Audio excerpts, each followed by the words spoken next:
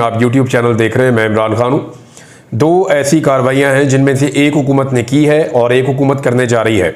मैं दोनों आपके सामने रख देता हूँ। एक तो हुकूमत ने जो पहले एक बिल पेश किया था, इलेक्शन एक्ट तरमीमी बिल 2024।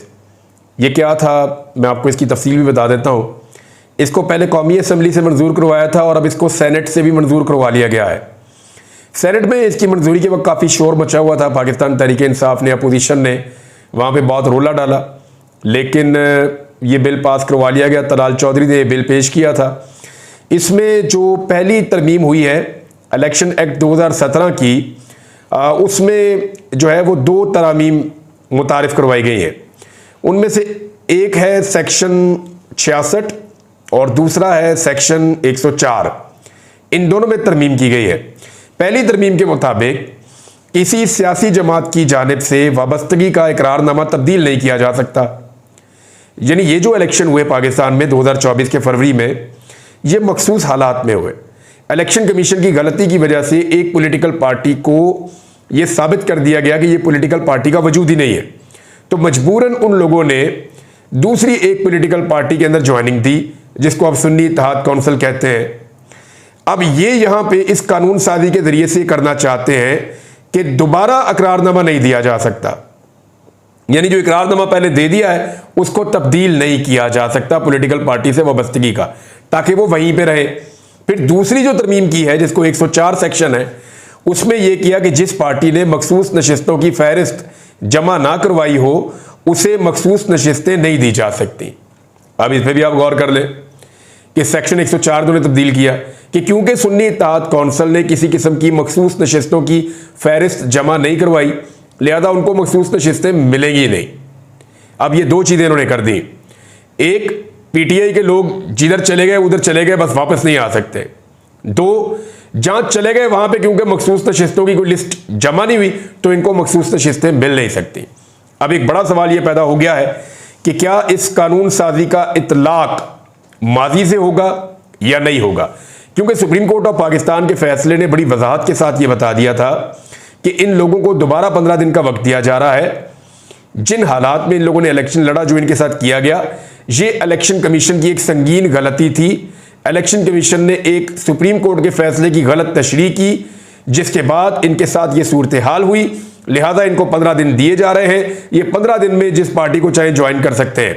यानी सुप्रीम कोर्ट ने इन्हें इख्तियार दिया कि आप दोबारा अपना इकरारनामा जमा करवा लें। अब इस नई कानून साजी के जरिए से उसको रोकने की कोशिश की जा रही है, नंबर एक। नंबर दो, जानबूझकर वो चाहते हैं सुन्नी इत्तेहाद कौंसिल में रहे और ये कानून यहां पे बना दिया है कि जो जमात पहले से अपनी मखसूस नशिस्तों की लिस्ट नहीं देगी उसको बाद में भी नहीं मिलेगी। तो अब आपको आ गया पूरा खेल समझ। जो वारदात डाली गई है, एक तो ये वारदात हो गई, दूसरी जो वारदात डाली जा रही है वो इससे भी ज्यादा अहम है और एक बड़ी वारदात है। अच्छा, इसमें ये देखना होगा, सुप्रीम कोर्ट के पास मामला जाएगा तो पता चलेगा कि क्या ये मुमकिन है कि माजी से इतलाक हो जाए। यानी जो इलेक्शन गुजर चुका है, जो चीज़ें हो चुकी हैं, जहां पे गलत तशरीह हो चुकी है, सुप्रीम कोर्ट ने चीज़ों को ठीक करने की कोशिश की है और मैक्सिमम जजों ने यह फैसला दिया है, क्या ये माजी से इतलाक हो जाएगा या आइंदा के लिए ये उसूल रखा गया है। एक चीज़ जो और की गई वो ये की गई है हुकूमत की जानिब से कि वो जजों की तादाद में इजाफा करना चाहते हैं। वो ऐसा क्यों करना चाहते हैं, आप गौर कीजिए कि अचानक एक दिन कादी फायद ईसा साहब ने कहा कि हमें कुछ एडहॉक जजेस लाने होंगे और 4 मजीद जजेस लाने पे गौर किया गया। ये चारों जजेस वो हैं जिन्होंने हमेशा इमरान खान के खिलाफ फैसले दिए हैं और सूट करते हैं वो पीडीएम की जमातों को या एस्टेब्लिशमेंट को, या आप कह लें कादी फायद ईसा साहब को। तो वो 4 में से 2 जजेस ने कहा जी हम तो नहीं आ रहे। तो 2 जजेस जो है उनमें से एक ने इनकार किया हुआ था, वो आ गए, उनको मना लिया कादी साहब ने, और एक जज जो है वो बखुशी आ गए। इनको लाए इसलिए थे ताकि ये सुप्रीम कोर्ट के केसेस सुनेंगे। एक खबर के मुताबिक मुबैना तौर पे ये जजेस आके अपॉइंट होने के बाद छुट्टी पे चले गए हैं। यानी अगर इनको लाए थे कि आपने केसेस कम करने हैं तो केसेस सुने, वो छुट्टियों पे चले गए हैं। आने के बाद पहले ही वो छुट्टियों से आ रहे हैं, रिटायरमेंट की छुट्टियों से। तो अब मामला ये है कि अभी भी कादी फायद ईसा साहब, ये 2 जजेस आने के बावजूद और मजीद 3 जजेस सुप्रीम कोर्ट ऑफ पाकिस्तान में इंडक्ट होने के बावजूद 19 की तादाद हो गई है। अभी भी कादी फायद ईसा साहब अकलियत में है, अभी भी वो सुप्रीम कोर्ट ऑफ पाकिस्तान में अक्सरियत में नहीं है। मैंने आपको थोड़े दिन पहले बताया था कि अभी भी 11 लोग दूसरी तरफ हैं और 8 लोग काजी फायद ईसा साहब की तरफ हैं। अब काजी फायद ईसा साहब को 12 के फिगर पे पहुंचाने के लिए 4 मजीद जजेस चाहिए कम से कम, तो ये तादाद पहुंच जाती है 23 तक।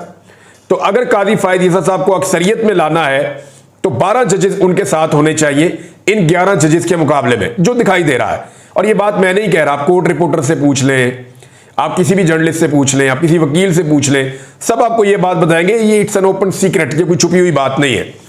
अब उसमें यह बताया जा रहा है कि दानियाल चौधरी ने यह क्लेम किया कि जराये के मुताबिक सुप्रीम कोर्ट के जजेस की तादाद जो है वो 23 करने का फैसला कर लिया गया है और 1997 के एक्ट में तरमीम के जरिए से सुप्रीम कोर्ट के जजेस की तादाद अब बढ़ाई जाएगी। अब जब ये 23 जज हो जाएंगे तो फिर तो आप ये कह सकते हैं कि काजी फायद ईसा साहब अक्सरियत में आ गए। लेकिन वो 4 जजेस जो लाए जाएंगे सुप्रीम कोर्ट ऑफ पाकिस्तान में, वो कहां से लाए जाएंगे? यानी 4 जजेस ऐसे ढूंढना भी कोई आसान काम तो नहीं है जो आए सुप्रीम कोर्ट में और 4 के 4 काजी साहब वाली साइड पे खड़े हो जाए। एक भी इधर से इधर हो गए तो फिर काजी साहब अकलियत में चले जाएंगे। तो अब ये मामला यहां पे आके रुक गया है, देखते हैं कि इसमें आइंदा क्या होता है। लेकिन ये सोर्स से खबर रिपोर्ट हुई है, मुख्तलिफ मीडिया हाउसेज ने इसको रिपोर्ट किया, मैंने वहीं से आपको रिपोर्ट किया। इस पर मेरा एनालिसिस ये है कि अकलियत को अक्सरियत में बदलने की एक कोशिश है और ये कुछ नहीं है। इसी सिनेरियो में एक और इंपॉर्टेंट खबर है कि एक्चुअली तो वो ये चाहते हैं कि किसी तरह नंबर पूरे हो। अब नंबर पूरे होने के सिलसिले में एक और डेवलपमेंट भी हुई है और वो डेवलपमेंट ये है कि इलेक्शन कमीशन ने NA 79 गुजरावाला में दोबारा गिनती का हुक्म जारी कर दिया है और ROs को कहा है जी दोबारा गिनती की जाए और फॉर्म 49 दोबारा जारी किया जाए। दोबारा गिनती के बाद कामयाब उम्मीदवार का नोटिफिकेशन जारी किया जाए।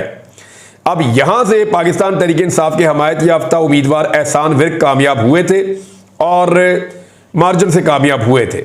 अब अगर यहां दोबारा गिनती होती है तो लाजमी बात है कि दोबारा से मुस्तरदशुदा वोट गिने जाएंगे, वोटों के हो सकता है ऊपर दोबारा स्टैम्प की जाए और कई वोट्स ज़ाया कर दिए जाएं और पाकिस्तान तहरीक इंसाफ के उम्मीदवार को उसी तरह बाहर निकाला जाए जिस तरह पहले 3 सीटों पे से बाहर निकाला गया है।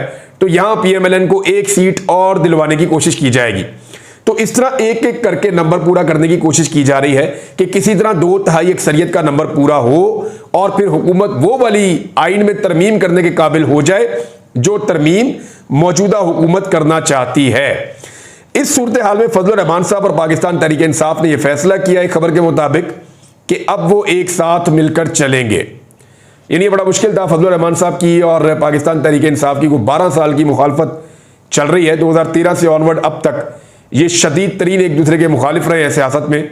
लेकिन अब फजलुर रहमान साहब और पाकिस्तान तहरीक इंसाफ इसलिए करीब आए कि मौजूदा जो PDM की सरकार है उसने अवाम के बकिए उधेड़ दिए, उसने अवाम को इतना नुकसान पहुंचाया कि लोग इनकी शक्लें नहीं देखना चाहते और फजलुर रहमान साहब इस हुकूमत का बोझ उठाने के काबिल नहीं रहे। यानी जितनी फजलुर रहमान साहब को तवक्को थी उससे बुरी उनको मार पड़ी है। यानी अच्छी तरह मुझे याद है कि 2022 में जब पहला मरहला हुआ था ये बल्दियाती इंतखाबात का खैबर पख्तूनख्वा है, तो फजलुर रहमान साहब की पार्टी ने बड़ी ज़बरदस्त फतह हासिल की थी। लेकिन जैसे ही उन्होंने PDM की सरबराही कबूल की, जैसे ही वो उस ऑपरेशन का हिस्सा बने जिसमें इमरान खान साहब की हुकूमत गिराई गई, फजलुर रहमान साहब अपने मुंह से कहते हैं कि एस्टेब्लिशमेंट ने हमें कहा था कि ये करें और एस्टेब्लिशमेंट ने हमें ये दावत दी थी कि ये सारा कुछ करना है, तो हमने उनके कहने पर किया था। तो बहरहाल फजलुर रहमान साहब ने अब तो सच बोल दिया, सारी चीज़ें बता दी और शायद लोग उन्हें माफ़ भी कर दें। लेकिन वो इतना मलबा उनके ऊपर गिरा कि 2024 के इलेक्शन में उनकी दुर्गत बन गई। वही फजलुर रहमान साहब बुरी तरह इलेक्शन हारना शुरू हो गए।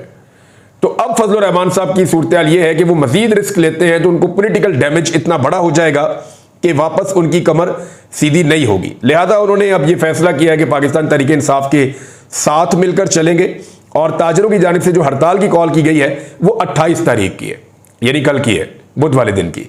तो ताजरों की जो हड़ताल की कॉल है उसके ऊपर भी फजलुर रहमान साहब की जमात ने कहा कि वो साथ खड़े होंगे ताजरों के और हड़ताल को कामयाब बनाएंगे। अब देखना यह है कि पूरे पाकिस्तान के ताजरों ने बहुत पहले ही अनाउंस किया था कि हम मुकम्मल हड़ताल करेंगे पाकिस्तान में अगर हुकूमत ने अपनी पॉलिसीज़ को ठीक ना किया और हमारे मुतालबात ना माने तो। बहरहाल अब ताजरों की जानिब से एक भरपूर एहतजाज है कल के दिन में, देखते हैं कि ताजिर इस एहतजाज को कितना कामयाब बना पाते हैं। नाज़रीन, तहरीक इंसाफ से जुड़ी हुई एक और बड़ी खबर यह है कि तहरीक इंसाफ ने सुप्रीम कोर्ट ऑफ पाकिस्तान में एक अपील कर दी है और तहरीक इंसाफ ने सुप्रीम कोर्ट ऑफ पाकिस्तान में कहा है कि एक तो फैसले पर अमल दरामद करवाया जाए जो मखसूस नशिस्तों वाला फैसला है उसके ऊपर अमल दरामद होना चाहिए। और दूसरा, पाकिस्तान तहरीक इंसाफ ने यह भी अपील की है कि जो नज़रसानी की अपील दायर की जा रही है इलेक्शन कमीशन ऑफ पाकिस्तान की जानिब से, वो भी मंजूर ना की जाए और नज़रसानी ना की जाए सुप्रीम कोर्ट ऑफ पाकिस्तान के फैसले पर। जो फैसला सुप्रीम कोर्ट ने दिया है उसी पर अमल दरामद इलेक्शन कमीशन ऑफ पाकिस्तान से करवाया जाए। वो ताखीरी हरबे इस्तेमाल कर रहा है। ये जो एप्लीकेशन है ये पाकिस्तान तहरीक इंसाफ के सेक्रेटरी जनरल उमर अयूब की जानिब से सीनियर वकला की तवस्सुत से ये दायर की गई है सुप्रीम कोर्ट ऑफ पाकिस्तान में। अब देखते हैं कि इसके ऊपर आगे फर्दर डेवलपमेंट क्या होती है, लेकिन होना तो यही है कि पहले ये वाला मामला सेटल होगा, उसके बाद ये मामला अपील में जाएगा और अपील के अंदर भी पाकिस्तान तहरीक इंसाफ की ही जीत के इम्कानात हैं, क्योंकि जजेस इसके ऊपर तफसीली गुफ्तगू करने के बाद अपना फैसला पहले ही दे चुके हैं। दूसरा, काजी फायद ईसा साहब की एक्सटेंशन का मामला जो है वो अब ऐसा लगता है कटाई में पड़ता जा रहा है और ये मामला बहुत मुश्किल हो जाएगा। एक और खबर, बलूचिस्तान से हुकूमत ने यह क्लेम किया है, राना सनाउल्लाह साहब ने भी, दीगर लोगों ने भी, और ये ज़राए से खबरें भी चल रही हैं और अस्करी जो माहिरीन है वो भी यही कह रहे हैं कि बलूचिस्तान में जो वाक़यात हुए, जैसे इंडियन मीडिया ने उसको रिपोर्ट किया, जैसे इंडिया के सोशल मीडिया ने इस सारे मामले को उठाया, BLA की जो कार्रवाइयाँ हैं उन कार्रवाइयों को लेकर जो रॉ का एक किरदार है वो कह रहे हैं जी उसको नज़रअंदाज नहीं किया जा सकता। यानी पाकिस्तान ने ये क्लेम किया है, पाकिस्तान की गवर्नमेंट ने ये इल्ज़ाम लगाया है और ये कहा है कि उनके बाद ये शवाहिद मौजूद हैं कि दुश्मन मुल्क इसके अंदर इन्वॉल्व है। और इसमें जो है वो कुछ खबरों के अंदर रॉ का नाम भी लिया गया है कि भारत की इसके अंदर इन्वॉल्वमेंट है। अब एक सवाल और बहुत बड़ा पैदा होता है, जो सवाल कुछ लोग उठा भी रहे हैं कि अगर भारतीय एजेंसियां पाकिस्तान में आकर ऐसी बदतरीन कार्रवाइयां पाकिस्तान की सरजमीन पे कर रही हैं तो हमारी एजेंसियां उसे रोकने में कामयाब क्यों नहीं हो रही और इसके लिए रिस्पॉन्सिबल कौन है। एक सवाल बार बार उठाया जा रहा है कि क्या कोई इसकी जिम्मेदारी कबूल करेगा, क्या कोई हुकूमत या हुकूमती ओहदेदार या कोई एजेंसी या कोई इदारा इतने बड़े फेलियर की जिम्मेदारी कबूल करेगा कि बड़े पैमाने पर खून खराबा बलूचिस्तान में हो गया और कीमती जानें ज़ाया हुई हैं। ये सवाल जो है वो बार बार उठाया जा रहा है, जबकि जब हम ये कहते हैं कि भारत इसके अंदर मुलव्विस है तो फिर हमारे लिए ये ज़्यादा परेशान कुन बात है कि एक मुल्क जिसे आप दुश्मन कहते हैं वो आपके मुल्क के अंदर जब चाहे कार्रवाई करे और आप बेबस रहें और कोई जवाब ना दे पाए, जबकि भारत के अंदर ज़रा सा पटाखा चलता है तो पूरी दुनिया के अंदर वो पाकिस्तान के साथ क्या करता है ये चीज़ हम अच्छी तरह जानते हैं। अब अगर ये एलिगेशन लगाया गया है तो पाकिस्तान की रिस्पॉन्सिबिलिटी है कि दुनिया के हर फोरम के ऊपर इसके खिलाफ आवाज़ उठाई जाए। वज़ीर आज़म अगले महीने सितंबर में इरादा रखते हैं कि वो अक़वाम मुत्तहिदा के सलामती कौंसिल के इजलास में शिरकत करेंगे, वहां पे उन्हें तकरीर करने का मौका मिले तो वो ज़रूर सबूतों के साथ भारत के खिलाफ इस इल्ज़ाम को वहां पे दुनिया के सामने रखें ताकि भारत का चेहरा पूरी दुनिया को दिखाया जा सके। नाज़रीन, एक खबर सऊदी अरब के हवाले से, सऊदी अरब से हम पैसे मांग रहे थे और हम ये कह रहे थे कि हमें पैसे दिए जाएं क्योंकि हमारे पास ख़जाने में पैसे कम हैं और जब तक कि हम इस गैप को कवर नहीं करते तब तक IMF हमें पैसे नहीं देगा। सादा ज़बान में यह है कि IMF हमें पैसे तब देगा जब एक मखसूस अमाउंट हमारे कौमी खजाने में मौजूद होगी। अब वो अमाउंट लाने के लिए हम दुनिया भर से पैसे मांग रहे हैं। कभी हम UAE के पास जाते हैं, कभी हम चाइना के पास जाते हैं, कभी हम सऊदी अरब के पास जाते हैं। हमने सऊदी अरब से 1.2 अरब डॉलर मांगे, लेकिन इसके बदले में सऊदी अरब ने हमें एक पेशकश की और यह कहा कि सऊदी अरब रेकोडेक मनसूबे के 15% हिस्से खरीदने के लिए पेशकश कर रहा है कि जो रेकोडेक मनसूबा पाकिस्तान के पास है उसका 25% गालिबन वफाकी हुकूमत के पास है और उसमें से 15% सऊदी अरब खरीदना चाहता है। यानी सऊदी अरब अब हमें वैसे पैसे नहीं देगा जैसे वो पहले हमें पैसे दे देते थे, उसके बदले में वो हमारी रेकोडेक का जो एक बहुत बड़ा पाकिस्तान के अंदर खजाना है जहां से सोना निकलता है, सऊदी अरब उसको खरीदना चाहता है और उसके शेयर्स खरीदना चाहता है 15%। अगर सऊदी अरब ये खरीद लेता है तो पाकिस्तान को पैसे तो मिल जाएंगे अपने अकाउंट में रखने के लिए और पाकिस्तान इसको सरमायाकारी का नाम भी दे देगा। लेकिन एक सवाल पैदा होता है कि क्या अपने घर का कीमती सामान आप बेच सकते हैं सिर्फ पैसों के लिए? यदि आप सऊदी अरब से पैसा ले रहे हैं, वो पैसा आपके अकाउंट में आएगा, वो पैसा भी खर्च हो जाएगा।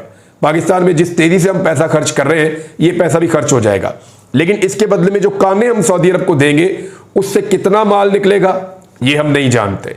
यानी उसकी मालियत कितनी बनेगी, हमारी इसके बारे में क्या स्टडी है।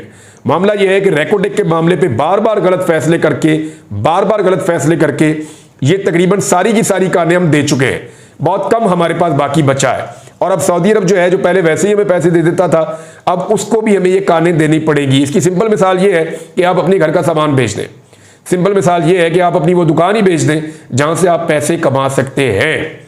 तो ये एक चीज की जा रही है। अब इसको सरमायाकारी का नाम आप कैसे दे सकते हैं? कोई चीज जब आप बेच देते हैं तो वो सरमायाकारी नहीं होती। सरमायाकारी होती है कि वो यहां पे आकर पैसा लगाएं, नई इंडस्ट्री बनाएं, नए यूनिट्स लगाएं, यहां पे प्रोडक्शन हो, उस प्रोडक्शन के नतीजे में यहां पे बहुत सारा रोजगार लगे, यहां पे वैल्यू एडिशन हो चीजों की, वो चीजें हम एक्सपोर्ट करें और बहुत पैसा बनाएं। This is called investment. ऐसे होती है इन्वेस्टमेंट। चीजें बेच के, सामान उठा के दूसरे को बेच के, ये कौन सी इन्वेस्टमेंट है? ये कम से कम मुझे थोड़ा बहुत, जितना मेरा इल्म है, मुझे इसकी समझ नहीं है। बहरहाल सऊदी अरब रेकोडेक मंसूबे के 15% शेयर्स जो है वो खरीदने की उन्होंने पेशकश की है और पाकिस्तानी गवर्नमेंट का इस पर मुस्बत रद्द अमल है और 8 महीने से लगभग इस पे काम भी चल रहा था, बताया जा रहा है। और आने वाले वक्त में ये भी सऊदी अरब के पास चला जाएगा और सऊदी अरब उसके बदले में पाकिस्तान को जो है वो पैसा देगा। एक खबर जो है नाजरीन दोबारा इस्लामाबाद हाई कोर्ट से अजहर उस्मानी के भाइयों की जो लापता हो गए उनकी बाजियाबी के हवाले से। तो पाकिस्तान की जुडिशरी मुकम्मल तौर पे नाकाम रही है। 3 महीने मुकम्मल होने वाले हैं। 2.5 महीने से 3 महीने के बीच का टाइम हो गया है और 2 उसातिज़ा अभी तक हम बाजियाब नहीं करवा सके। लाहौर से गायब हुए, सबके सामने गायब हुए, सबको पता है कैसे गायब हुए और अदालतें भी बहुत कुछ जानती हैं। लाहौर हाई कोर्ट में केस चलता रहा, फिर इस्लामाबाद हाई कोर्ट में केस चलता रहा और अभी तक वो बाजियाब नहीं हो सके। प्राइम मिनिस्टर तक मामला पहुंचाया गया, फिर भी नहीं हुआ। और अब जो है वो 30 तारीख तक का दोबारा टाइम दे दिया गया है और ये अटॉर्नी जनरल की तरफ से कहा गया जी कोशिश करते हैं 30 तारीख तक हम बाजियाब करवा लेंगे। तो देखते हैं कि अजहर उस्मानी के भाई 30 तारीख तक बाजियाब होते हैं या नहीं होते। लेकिन ये एक बड़ी तकलीफ दह चीज़ है कि वो लोग जो पाकिस्तान से प्यार करते हैं, मोहब्बत करते हैं, उनको उठा के बंद कर दिया जाए, उन्हें अगवा कर लिया जाए। तो इस तरह तो लोग पाकिस्तान से प्यार नहीं करेंगे, इस तरह तो लोग मुतनफ़र होंगे। इससे लोगों के दिलों के अंदर नफरत पैदा होगी, लोगों के दिलों के अंदर खौफ पैदा होगा, तकलीफ पैदा होगी। तो इन चीज़ों से किसी भी रियासत को गुरेज करना चाहिए। नाज़रीन और भी खबरें अगले वीलॉग में आपको मैं देता हूँ। अब तक के लिए इतने, अपना ख्याल रखिएगा, अपने इस चैनल का भी। अल्लाह हाफ़िज़।